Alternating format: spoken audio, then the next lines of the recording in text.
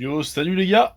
Bon bah regardez ce que je filme. Ça y est, on va enfin parler de la CS. Et on voit dans le reflet, c'est dégueulasse. Ainsi que la biétique conduant. Alors c'est le même pupitre, après, bon, les fonctions dedans sont un petit peu différentes. Alors déjà, pour le mettre en marche, pour l'instant, donc là, il est donc éteint, tout comme le car, sur la puce, il n'y a rien qui se passe, la mine à mouche dégage. On va commencer par mettre le contact du véhicule.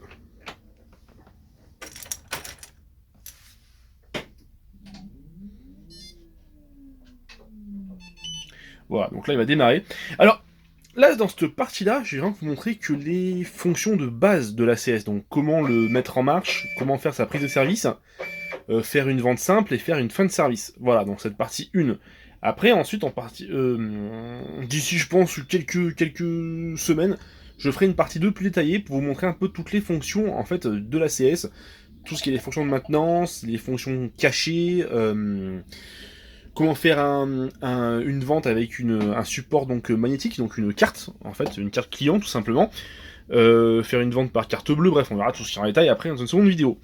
La raison est simple, il y en a deux. La première, c'est que bah, déjà, effectivement, je trouve que dans une vidéo, ça fait trop chargé. Et la seconde raison, c'est que en fait, je suis un petit peu en panne de logiciel de montage. Et en fait, donc je fais mes vidéos en une prise pour l'instant. Et donc mon téléphone étant limité à 1 minute, et ben du coup, c'est un peu compliqué.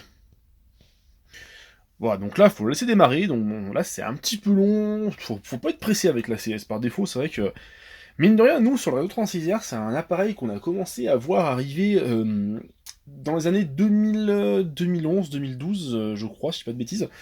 Et donc, mine de rien, ça fait quand même 10 ans. Et donc, le système qui est dessus, bon, est un petit peu daté. Hein. Du coup, voilà, je crois que c'est une base de Windows 2000 qu'il y a dessus, un truc comme ça, ou Windows XP, je sais plus trop.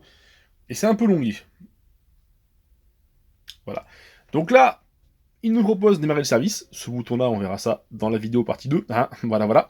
Donc là, on fait donc démarrer le service. On choisit donc sur quel réseau nous sommes. Donc nous, ici, c'est donc Transisair. Celui-là, c'est le Transaltitude. Donc c'est uniquement sur les services de station qu'on fait en saison. Donc là, on met Transisair. Et donc là, il va charger donc les paramètres propres à ce réseau-là.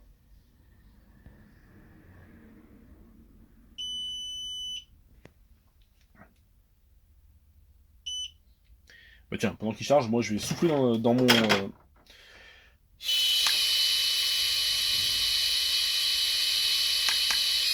Ah, comme ça, il fera plus de bruit. Ah, voilà.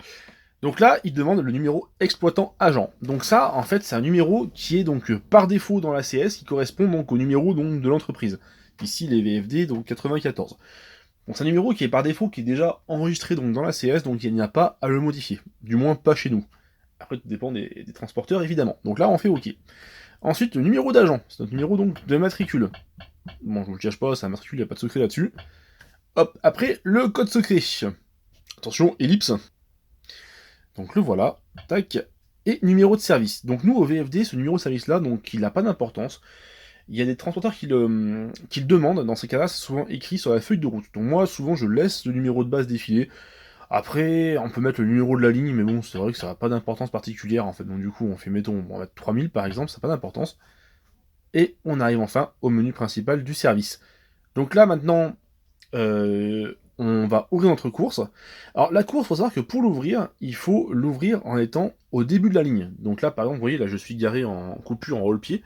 Donc là, normalement, je n'ai pas à l'ouvrir ici. Là, mon prochain départ sera un départ de ligne 3000 à la gare routière, donc il faudra l'ouvrir sur le quai de la gare routière. Donc voilà. Bon, c'est en pratique, en théorie, que je vais vous montrer ici, parce que du coup, ce sera plus simple. Donc là, ouvrir course. On suppose qu'on est au début de ligne, n'est-ce pas, donc à la gare routière, prêt à partir. Donc code ligne, donc pour moi c'est à 3000. Bon, si c'est autre chose, vous tapez autre chose, ça va de soi, mettons 3020 par exemple pour l'Alpe d'Huez. On va rester sur la 3000. Moi j'aime bien ce service-là. Ok. Et là, il nous propose donc tous les services de la 3000 de la journée. Le premier étant à 5h50. Vous voyez, il y a quand même pas mal de rotations sur ce service-là. Hein. 14h50, 19h30, 19h30, voilà, c'est le dernier. Ce qui arrive à 21h. Donc moi, le mien, hop, ça sera donc le départ de midi 10 pour monter à la gare routière. Alors pour trouver votre service, c'est pas compliqué. L'heure qui est là correspond donc à l'heure de départ. Et en dessous, donc ça correspond à la destination et pas au point de départ. Voilà, à pas confondre les deux.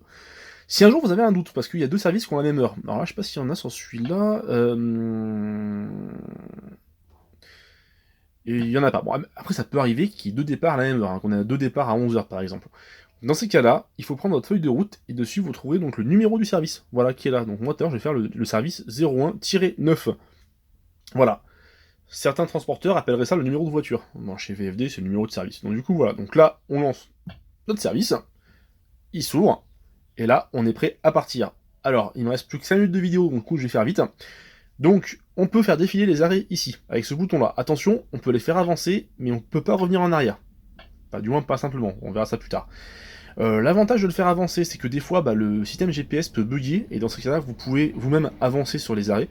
Et puis, c'est assez pratique pour se repérer. Par exemple, mettons, vous êtes à l'arrêt, donc Vallée Libération Sud dans Grenoble, mais vous savez pas quel est l'arrêt suivant.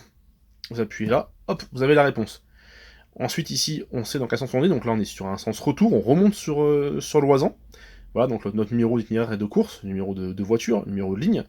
Ça, c'est le numéro de l'arrêt, donc ça, nous, en tant que chauffeur, on n'est pas concerné par ça. Et ça, c'est donc la zone dans laquelle est situé l'arrêt.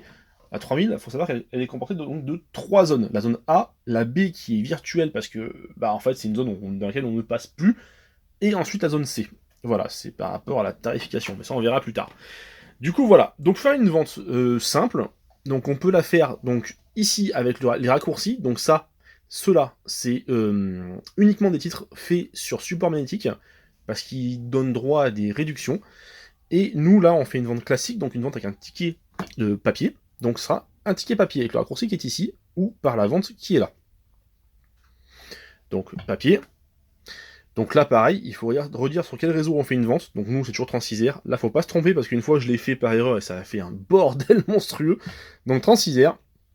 Donc là, on a accompagnateur handicapé, donc c'est un billet gratuit pour les gens qui accompagnent donc, des personnes handicapées. Pic pollution, billet gratuit en cas de pic pollution. Et le titre classique papier qui est juste là. Donc là, on met nos zones, donc c'est pas compliqué, mettons que le client souhaite aller à Bourdoisan, donc au terminus, donc il y a 3 zones, A, B, C, tout simplement. Et ensuite on fait OK, et le billet sort. Je vais pas le faire parce que sinon ça va faire une vente, et je vais me faire en irlandais, du coup voilà.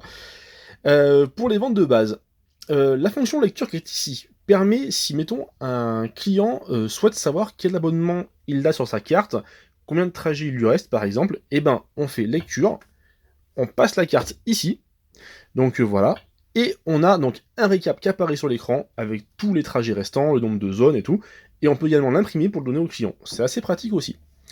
Du coup voilà, les fonctions qui sont là sont des fonctions qui sont assez délaissées, c'est un peu dommage d'ailleurs, mais bon, après, ça sert pas souvent. Donc ça, système d'avance et de retard, le système, on va dire, purement de SAE, qui fonctionne très bien. Voilà, à l'époque où il a été lancé, en 2013, c'était un 14, je crois, c'était un peu chaotique, mais maintenant c'est assez efficace. Donc voilà. Après au niveau des fonctions, ici, je vais être franc avec vous les gars, je ne sais pas si ces 4 boutons sont reliés au PC Transisair ou pas. J'en sais rien, franchement je sais pas.